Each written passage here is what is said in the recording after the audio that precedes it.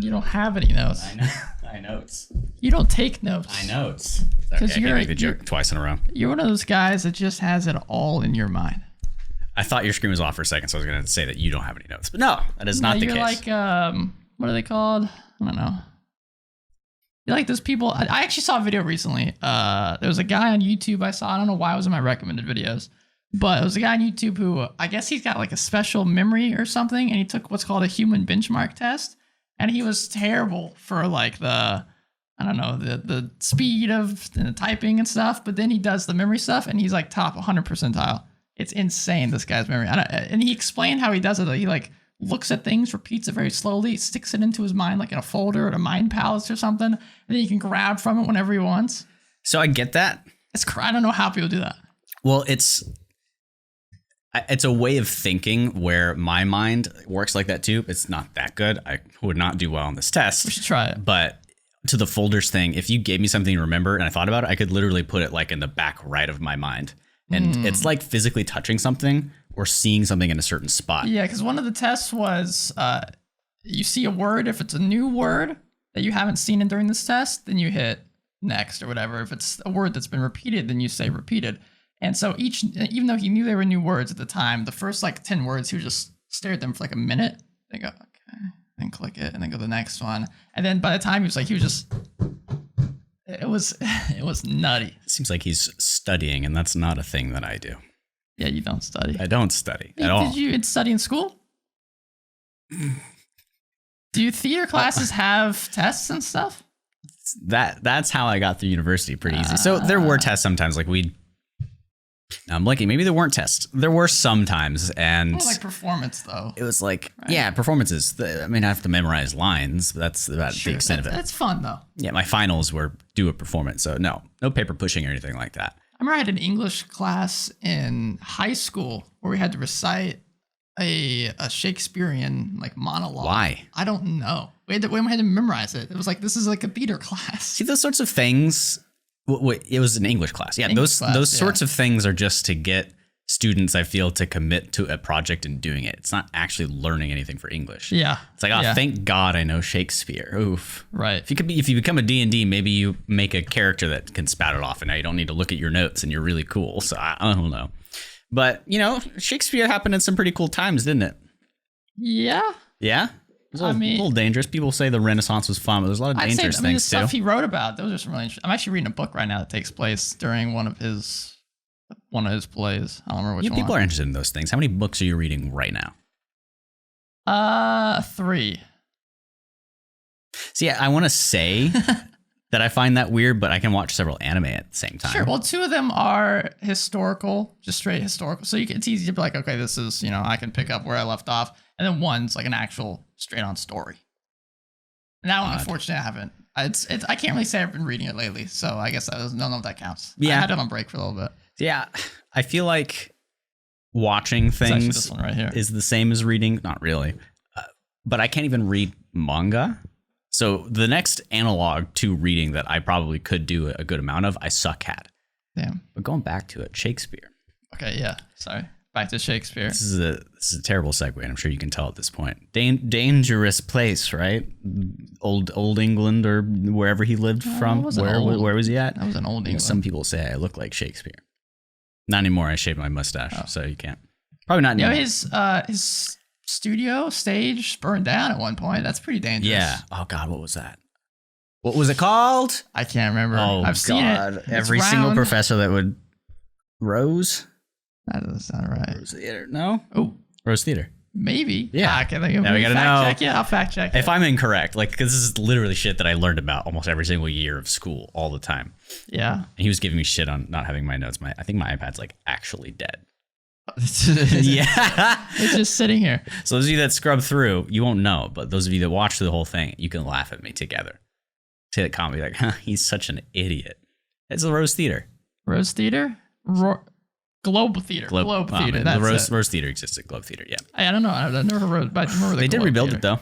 They did. Yes, they did. To this day, you can still use it. So you know what? Yeah. Let's truncate this. Let's cut to the chase. What a setting that would be to play Dungeons and Dragons in. Wow. We're gonna do settings today here, kind of on. I don't know what the title's gonna be. He's Ryan. He's Braxton. Now I figured out the order. This is the dungeon crawl. Let's talk about places to do D&D in game and think about them. Yeah, I mean, there's a lot of different places. I mean, literally any place in the world. There's a lot of different places. Yeah. Some I'd say, are fairly generic fantasy. Some not so much. Well, yeah, generic fantasy, just like Tolkien made the staple for what a lot of these lineages are like. Yes. For people. People stick to it. I guess something we should separate too. By settings and locations, we mean not like the Forgotten graphics, Realm. like fidelity. Oh. We don't mean Forgotten Realms or Eberron, stuff like that. What would you consider those? Those are campaign settings, I would say. Still, the word's still there. I know. World settings, maybe. I don't know. Locations. But, these are more like locations, for example, like a city or the forest, the desert, stuff like that. When you and suggested those this, so. This is a little bit of a spoiler, kind of ish, for our actual play podcast, Dungeon Chronicles. Maybe go check it out. It's not that big of a spoiler. I feel like you suggested this because you're giving me shit for my setting currently being inside of a monster. No, I was actually thinking about it because I was thinking about our actual home game. Yeah. I was writing an Underdark kind of adventure stuff. And I was thinking, we haven't really talked about adventure. And at some point, we'll do like individual episodes on each specific location setting and say, these are the stuff you could do in a bog, a swamp, in a temple, whatever. But this is going to be more general. So kind of like what we did for the classes episode before we dived into classes, which we only did like 2 of. Well, that's true. I feel like it's a good thing to do right now, too, because I've been very dissatisfied with the settings that have come out from official material. Yeah. Because Strixhaven seems cool and all, but we've shat on that enough. We don't need to continue with it. Settings. We have explained what they are. Yeah. What are good ones? What should you use? Well, I would say to answer that question, I don't know if there is an answer. Love that. Dungeons and Dragons, there is no answer. Do what you want. It's all on you. Well, I think there's no answer because any location can be good with the right DM, with the right story, the right inspiration going behind it. But kind of like how I organize it here is starting from the top is kind of like cities. There's different kinds of cities. There are capital cities. There are dilapidated, kind of fallen cities, maybe after a war took place here. Sewers underneath the cities. Those are technically a part of the city location, I guess. But those can also be added into like a dungeon or something. You know? So dungeon is separate, even though... Yeah, I'd say so. Okay. Because... dungeons you can toss into literally any location. That is very true. But the interesting thing too right now, like to dissect our home game, which is maybe not a good example because you guys aren't there. You're not sitting in this spot listening to us. So you've got a big kind of mega city that you call Ravenfall. Mm-hmm. The words Ravenloft wanted to roll off my tongue so bad it didn't, though. I still said it. Below it, there's a mine there, and below it there's the Underdark. Uh-huh. Go deep enough, there always will be. And if we go there, likely a fight will happen. So to me, it's a dungeon, but is all of that a setting, or is the Underdark a setting, and the city a setting, and the mine a setting? So yes. But I think also to separate it, you need to kind of think about dungeons as there's two separate, the beauty of English is one word means many different things, especially in this context. Dungeons can mean the actual 4-room dungeons we've talked about where you go through one dungeon, one room at a time, and it's kind of like telling a story in a way. But that can be a setting in itself, but it's also more than likely a specific 4-room dungeon in a cave or in the tundra or in a city. Final Fantasy 14, the critically acclaimed massive multiplayer online you can play up RPG. To level 60 with a free trial. I've been playing a lot of that lately.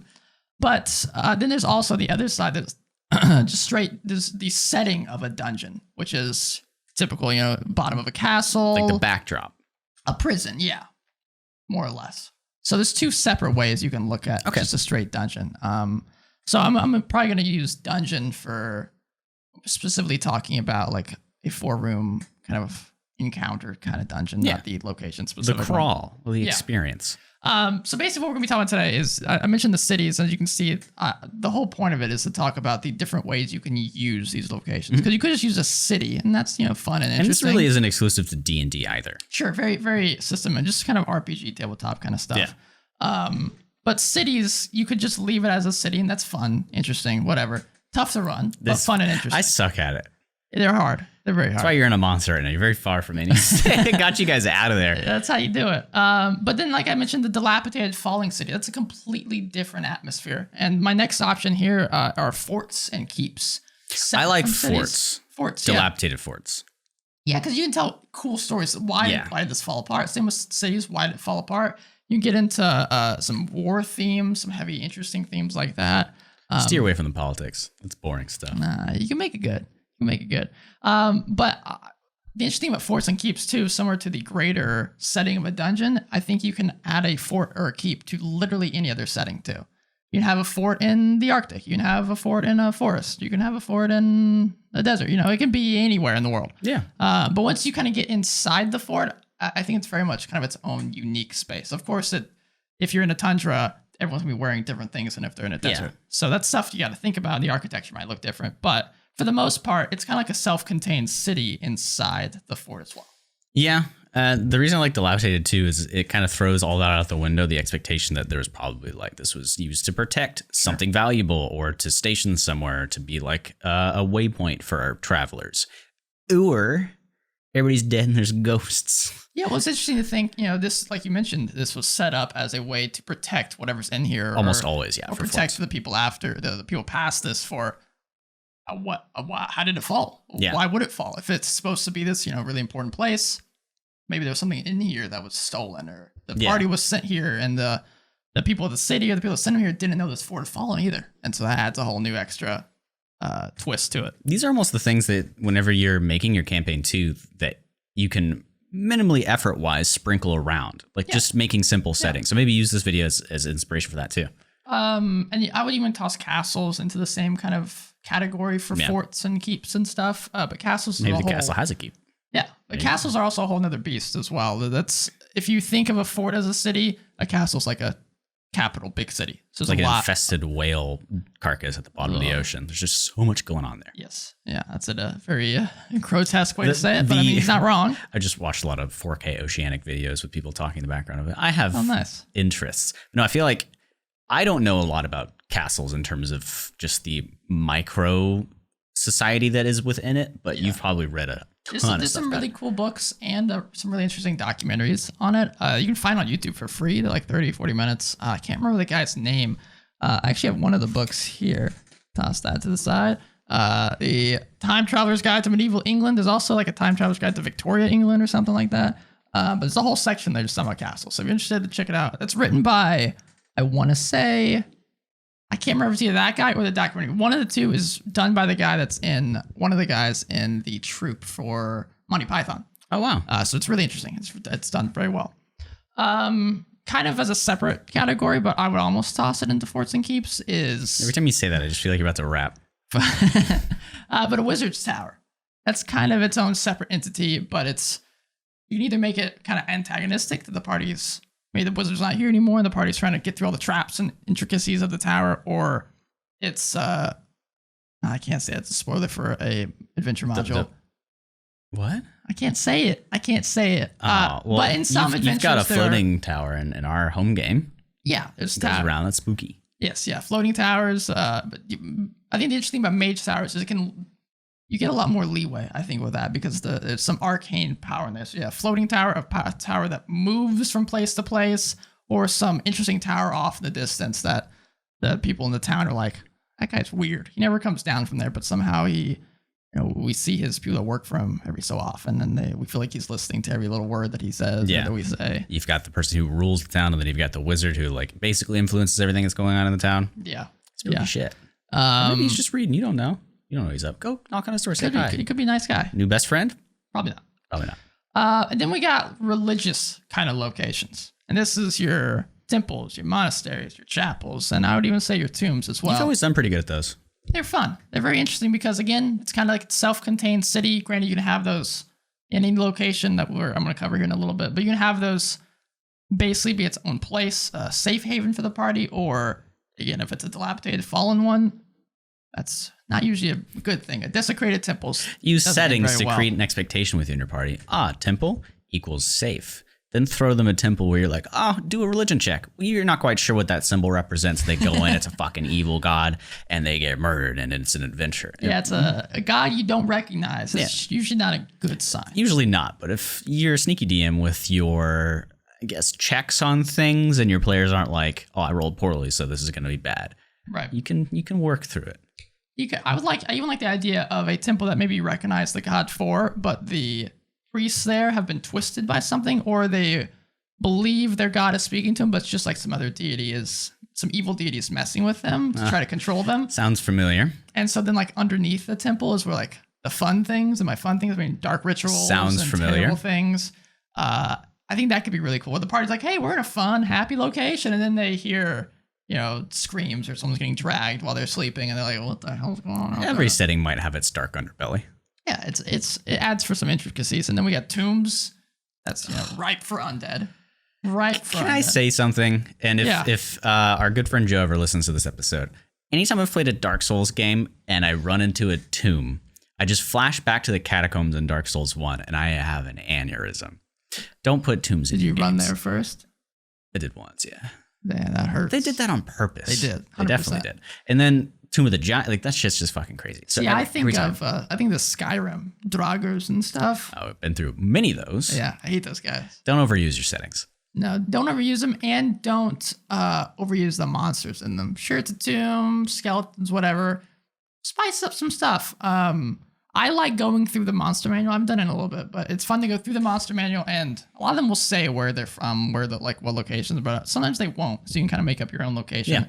And it's cool to say, all right, these guys are going to be here. I mean, Kobold Fight Club exists. Yes. I think D&D Beyond does this too, where you can choose a location, a setting area, like a underground or underdark, whatever, and it'll just propagate it with creatures that live in that area. So it makes it a little easier for you to grasp your mind around those. Yeah, if it were areas. easier to put homebrew monsters in there, there's a little bit of HTML coding involved if you want to get the auto dice roller on that. But Kobold Fight Club, very much, I'm sure it's the same thing. It's the most powerful tool I have, especially for settings like you've mentioned. It literally is. I want to look at monsters that I have a mountain at the base of it. There's a swamp. So I want to have a mixture of these monsters. Bam, bam, pick them. You slide the CR and then it populates them for that. So if you find your setting that you want, use that tool. But I think it returned to, I think that's in beta, the combat trackers in alpha, and that's a paid thing, I think, at the moment. D&D Beyond. For D&D Beyond. It reverted. They had it in beta for a bit. Sorry, sidetrack. Back to settings. No, I mean, so I think the interesting thing about that is, you can also reflavor creatures as well. So you just find a monster you like and tweak it a little bit to make it work in whatever setting you like. But definitely, I would recommend go through some of your creature manuals, your monster manuals, your bestiaries, I guess I should say. And find some monsters that maybe not even look for an adventure. Just start going through and figuring out, just get in your mind what kind of creatures exist in each different location. So when you get there, it's a lot easier to fill it up with things. Yeah. And I would say obviously settings are important to the story. Yes. Right? Yeah. So in what specific ways can you utilize the setting for the story? I think the story should influence the setting and not reverse, because if you are, I guess that's true. People make their location. They leave their mark on it. Because I think if you're doing it backwards, it's almost like you're not railroading, but forcing this place upon your players or like upon your readers. If you're writing a book or something, you're like, this setting is super interesting, but I don't really have a story for it. Okay, it's forced the story into it. Of course, it's not terrible. It's not a bad thing, but I think the smarter way to do it is to start writing the story or let your players interact with the story and see what they like, see where they want to go, and then start adapting it in that direction. We kind of touched on this with, I can't remember which one it was, but I brought up the, shoot. He's got that mind parasite, man, eating his brain. I'm trying to think of what. No, I can't remember the name of it. We talked about it just the other day. Oath of the Frozen King. Oh, right. How it's completely modular and gives you lots of options to change it from. It's built in a frozen wasteland, but you can easily adapt it to a barren desert wasteland. And so it's kind of the people talk about the DM's curse of where you create this really cool location, this really cool encounter, and your players walk right by it. Oh, we could have just not gone into the mine in his place. There's a lot of stuff going on down there. But you could just easily take that encounter you have, maybe not easily in some cases, but take that location and move it somewhere else and just tweak a few things, flavor it differently, and then boom, Again, is your prep for that week? To not just always say, hey, make it different at home or change wherever you want. Think about the disadvantage of a video game is you have to code shit. Yeah. And you have to make it really complicated. And if somebody wants something changed, a lot of devs have to take a bunch of time to either test it, fix it, and do whatever the hell. D&D and just tabletop RPGs in general let you alter it on the fly. So it's a good thing. Yeah, I think it's helpful for your improv as well, because let's say you worked really hard on this area where you were convinced your players were going, and then they took a left instead of a right. Oh shit, I don't know what's going to be there. Okay, let's take what I already made, but just change it to fit exactly kind of what they're doing now. And I wouldn't say it's railroading, that's just adapting on the fly. Yeah, I also don't think it's bad or railroading to make a setting itself, like a city that you really want in a certain location.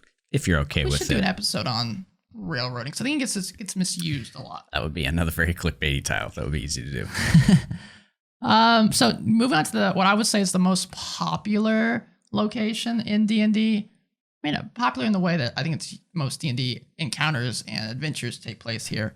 The wilderness. Really? Yeah, because you got forests, deserts, oceans, volcanoes. Oh, yeah. Wilderness as like anything that's not. Yeah. Okay. Yeah, just the greater unknown. So I hear wilderness, I just think forest. I'm like, I don't feel like that's popular. Right, I can understand. That's why Rangers suck. True. Yeah. We had the forest, deserts, oceans, underwater type stuff, volcanoes, islands, tropical, swamps, valleys, tundras, grasslands, mountains, jungles. I mean, there's an unlimited resource. Space, so much that you could do. I don't know if that counts as wilderness, though. I guess it's the great unknown. It is the wilderness. Yeah, I guess it's maybe not, because I feel like wilderness has things in it. Technically, space is nothing. True. Devoid of space. Yeah.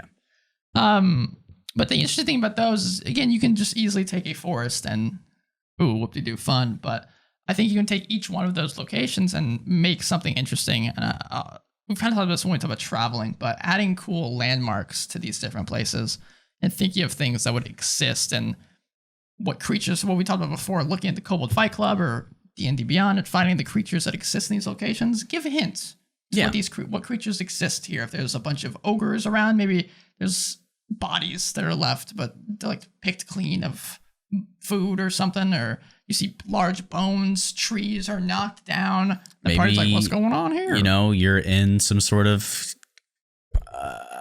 okay, let's just go with forest, and there's like a polar bear there. It's like, hey, what's going on? We need to go check out the polar bear setting, see why he's over here. It sounds like Lost, TV show. You're watching that right now, man. I am. I'm almost done with it.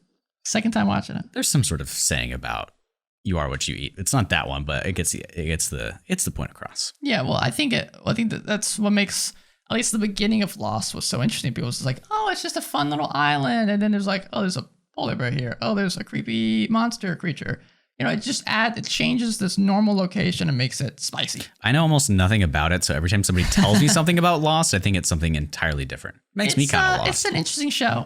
Not a lot of people like it. People like the ending, I've heard. I like it, but it's not for everybody. You finished it? I finished it before, yeah. It's my second time watching it. Disgusting. Rewatching stuff. Hey, man, it's been like years. I might rewatch Evangelion, speaking of your wallpaper there. Should. If you don't know, August 13th, the final movie, End of Evangelion, is coming to Amazon Video. It's on Prime Video. Titled just like a Kingdom Hearts game. Well, they've always so is Kingdom Hearts. Evangelion 3.0 and 1.1 something. Yeah. End of Evangelion or something like that. Whatever. Something like that. So take these locations and add something that shouldn't exist there, or add something that's spicy, interesting. And I would also make sure to make a point, DMs, don't do this every time.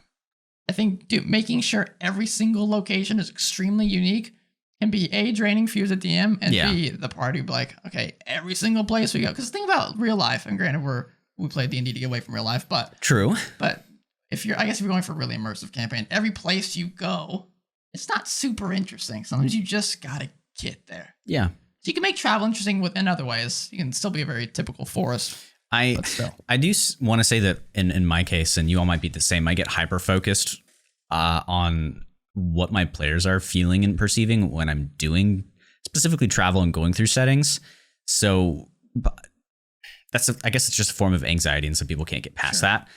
But when I'm playing in Ryan's game and we're literally just going down like a tunnel and there's been a turn or something in this cave that we're in. It feels very natural and regular. Like nothing spectacular is going on. I mean, there's some fancy magic ore there that was injected into our rogue so that it could cast stuff. So that's interesting. But when I run stuff, and at the beginning of the Dungeon Chronicles, it felt like if they were traveling in a forest or in an open plains to get to a location. I'm like, this is boring. This is bad. Oh my God, this location, the setting is so underwhelming. They're just fighting random monsters. I think that's just the DM's curse. I think it probably is. I think DMs during the game, I think for the most part, never think things are going well. Then afterwards, the player's like, dude, that was great. That was super fun. It's just so weird how much different it is from a DM to a player's perspective. As a player, I'm just like, this is cool. A nice experience. I'm playing something. The DM is like, just that noise. That noise is constant, brought to you by me. Constant like screaming in the back of my mind. Yeah. And I don't want it to feel like that. I'd say at least from my experience, it slowly goes away with time. But I still get it a lot. I feel like if I had the entirety of D&D rulebook memorized, the entirety of my setting memorized, had impeccable improv so that I could use that bank of information, I wouldn't be nervous. But the fact that there are things that I don't know and I have to prep. But that's what makes it fun. Debatable. So the next final couple locations here are the Underdark.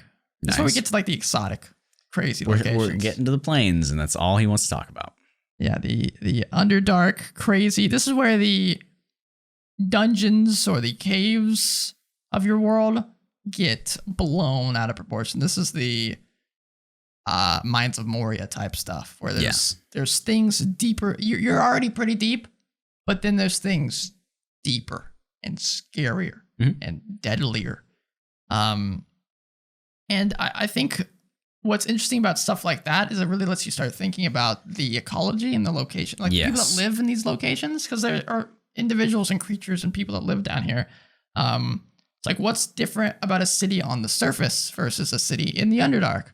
And then a drow city specifically. And then going past that, what's the difference between a dwarven city and a drowish city in the Underdark? You know, there's he's giving me tidbits on our home game. I'm just saying that a drow city would look very different than a dwarven city. Yeah, it's like, how do they get their resources and shit? Are they just eating rocks all the time? And they care about different things. Their culture is very, very different. How they interact if an intrepid group of adventurers walks into their city? Does every citizen take up arms? It's like, maybe not, because some of them might not be warriors. Yeah. You know, there's probably citizens there. And then what's a mind flayer colony look like down here? How do they exist within this greater ecology? And I think this have a fun time. I think this is a good way to. You can even think about this. I would say in any location. Once you create one thing, you can start thinking about creatures and people that exist around this place and think, how would they interact with these people? Yeah. And then you can think about that person specifically, and then do the same thing. And you can almost like take like everything's connected. Yeah, like a family tree, but not families, and just connect. This person feels about them this way, this way, you know? And it almost writes itself. Well, almost. You still have to write it. Yeah, but don't go crazy doing it. It almost writes itself. That game's already crazy, never mind. And then as Brax had mentioned, the really crazy exotic stuff. Plains. What's interesting to me though is I would say, are they settings? Or are they? Oh, because I think you can have whole campaigns in some of these. Yeah. Well, is a plane a campaign setting? I don't think so. No. What I'm trying to get at is, like, does a setting have a limit on how big it can be? Like, a planet can only be so small before it is a dwarf planet. Sure. I think sorry, Pluto. Yeah, sorry, shout out. It's a report one out for our homie.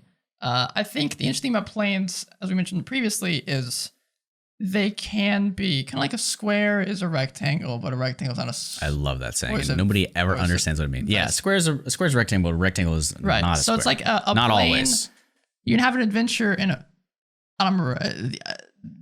The analogy works. I can't remember how I created it in my head. But for example, Shadowfell can be fairly quick and easy, but you can also add a city into the Shadowfell, and you have a city that you've already. It directly depends on where. Sure. They enter. Yes. But yeah, or they could walk farther and they find a city. But regardless, you can toss any of these locations we've already talked about previously and put them into these locations. Yeah. But then you can think about how that location would, or this plane, I should say, would twist and morph this specific thing. For example, Shadowfell's easy. A mountain turns into a very large mountain with a skeleton head on it or something. Oh yeah, that one's spooky, cool. freaky. Well, the thing about planes that I had a misconception about, so maybe other people do, because everybody thinks the way that I do. Yes, so that's true.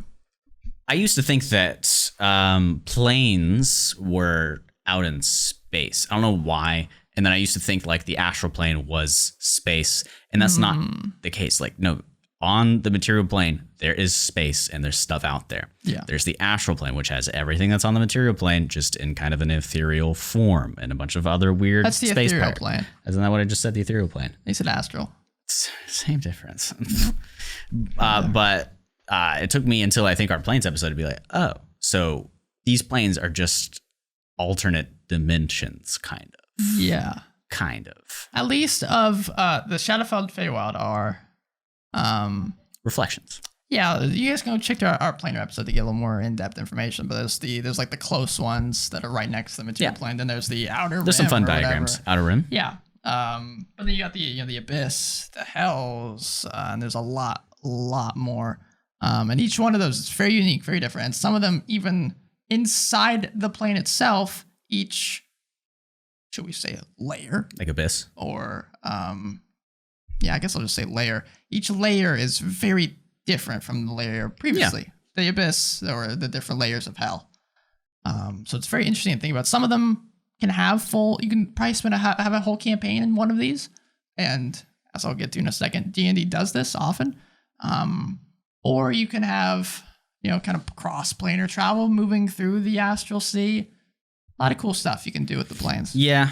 I feel so weird calling them settings, but I guess they are because your players can spend 2 seconds there, and that's definitely like a setting. It's definitely, I would say, more often than not, higher level play. Yeah.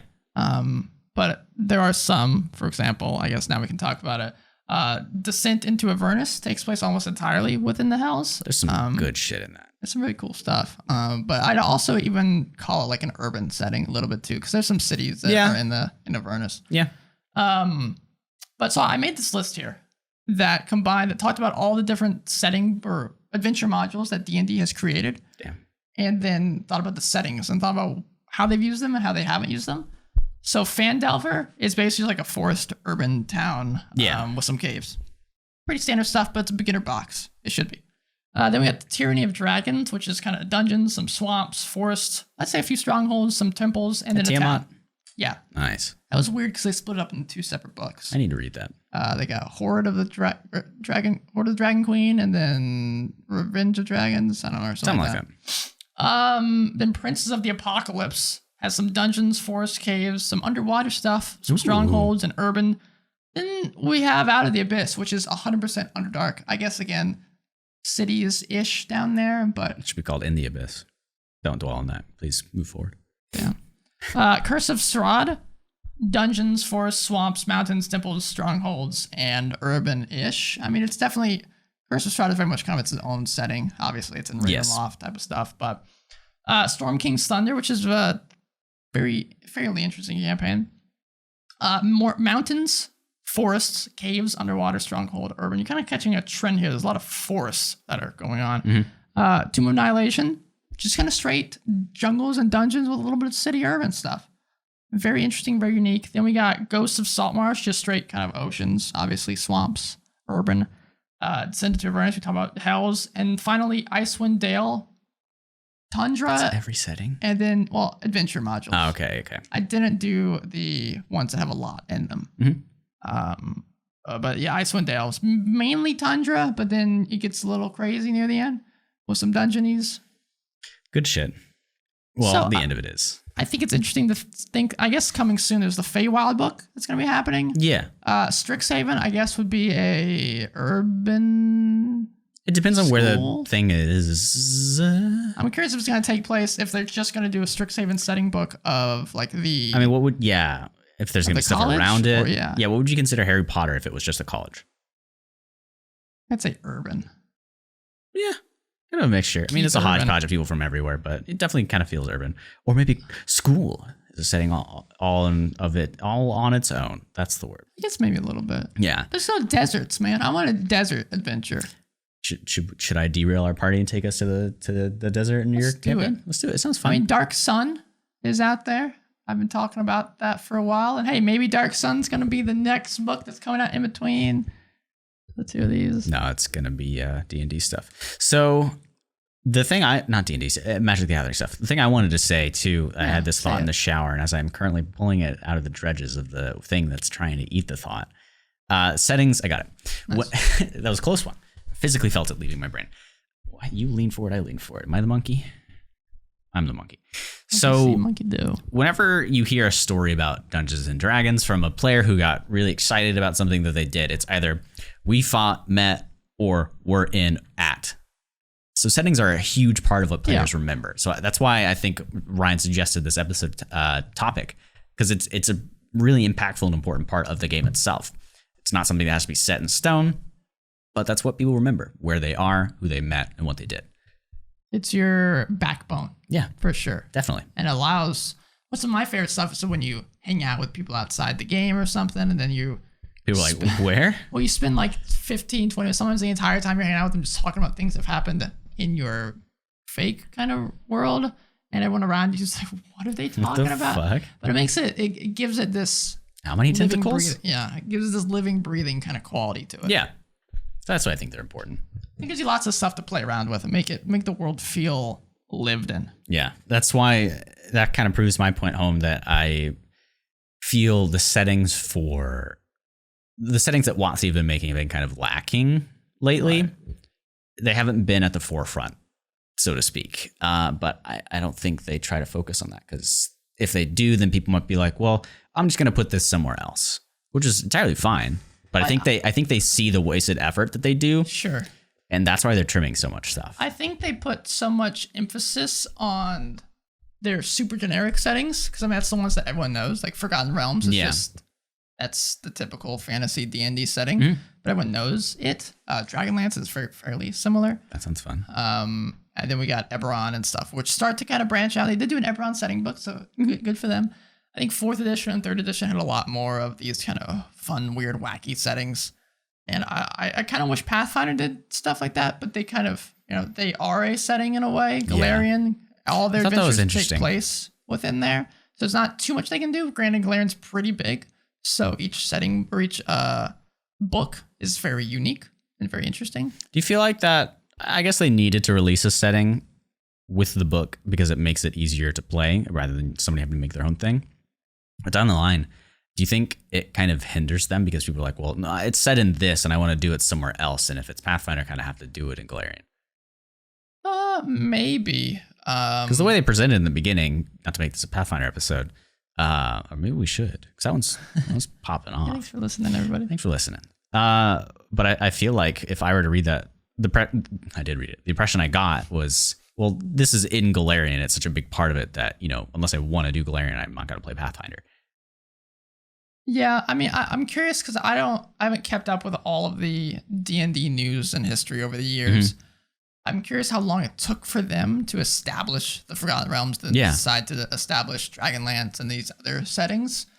I would like to see Pathfinder kind of they're probably working do on that it. And give some authors. I'm sure it was at Wizards of the Coast, or someone was like, "Hey, I have this really cool idea for a setting in D&D," and they're like, "Hey, run with it," and they made a book out of it. And they also gave authors like the rights to write in settings, and that's how Forgotten Realms and Dragonlance really started to take off. There's huge novels that just exist in those worlds, which I want to say a lot of people, that's how they know these settings. Forgotten Realms. Pathfinder doesn't have that.